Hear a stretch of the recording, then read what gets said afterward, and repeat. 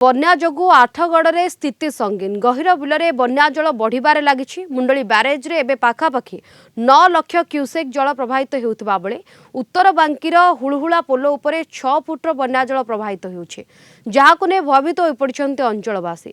अन्यपटे हीराकुद जलभंडार आउ 10टी गेट खोला जाइथिबारु बन्या स्थिति आहुरी जटिल हेबा नै चिंता प्रकट करा जाउछि।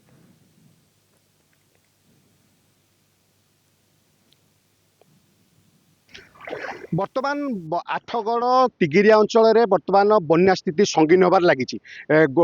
धीरे धीरे पानी बढ़ुची एवं बर्तमान जहाँ खबर रोचे कि जदि हीराकुद आउ 10टी गेट खोलिया जो सरकार चिंता करछंती, जदि 10टी गेट खोला जाए तेबे स्थिति संगीन आड़ को गति करिवो, एथे संदेह करबा नै। आमे जो स्थान अच्छु ये स्थान होउची तिगिरियार सोमपड़ारू खंडहता बा जो उत्तर बांकी को संजोग करथिबा रास्ता बड़ बंदियानी रास्ता एवं ये जो बड़ बंदियानी रास्ता पाखापाखि 100 एकर बर्तमान धान फसल ठू आरंभ करी परिवा फसल बर्तमान पानी मध्य बुड़ी रही। कौन कहबे आज्ञा, बर्तमान बन्या स्थिति एभली अछि, आगु को गेट खोलिबार संभावना रही, कौन कहबे, कौन कौन समस्या रहबा आगु?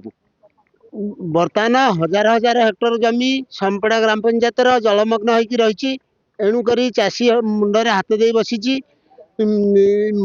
10टी गेट खोल जाए ताले आहरी विपद आड़ को टाणी हो लोक।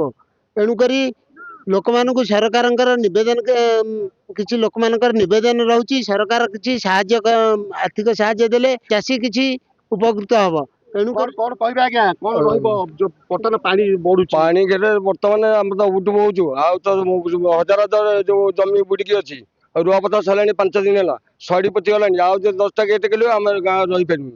आमर खंडकथा टू संपड़ा को जो रास्ता माँ बड़बंधियाणी अच्छा सी बुड़की 5 दिन है रही। हजार हजार आम जमी चाषी मैंने रही 5 दिन है सी बुड़की 5 दिन है रही। बर्तमान सरकार जो कहते आम 10टी गेट खोलिए हीराकुदरू, बर्तमान फेर परिस्थिति आमर पूरा शोचनीय हो।